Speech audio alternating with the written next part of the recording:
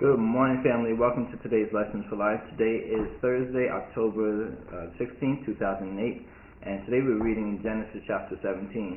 Now, there's 2 points I want to bring up in Genesis 17, but as I always say, there's a lot more you can get out of it if you just read along, so I encourage you to read Genesis 17 and see what you get out of it as well. But the 2 points I want to bring up, firstly, is in this chapter, Abram and Sarai. The Lord changed their name from Abram to Abraham, and Sarai to Sarah.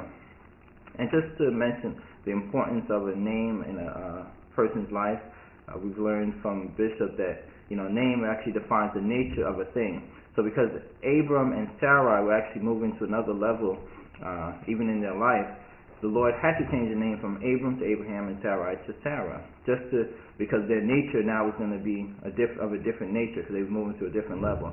So the name of a thing is very important. And not just naming an individual, but of course, as well as naming individuals, just like as we named you children. Actually, that's why we had Bishop name the last 5 of you.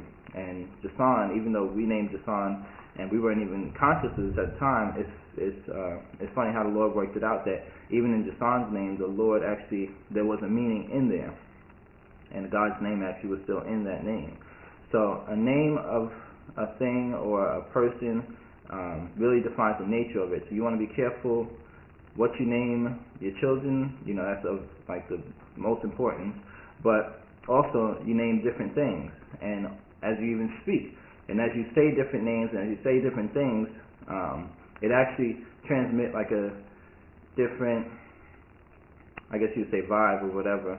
But the name of something will actually define how that thing is and how it even resonates even in your own spirit. So you have to be careful how you name things and how you even speak different things, because it actually gives off a different reaction even within you. Okay? So that was one thing that was important to understand. And the second thing, which I enjoyed and found very encouraging, was how the Lord was speaking to Abram, and he was telling him again how he was going to have a child born to him and Sarah, Abraham and Sarah. And he was going to have a child. And Abraham at that part laughed, because he said, I'm 99 and, Sarah's up there in age.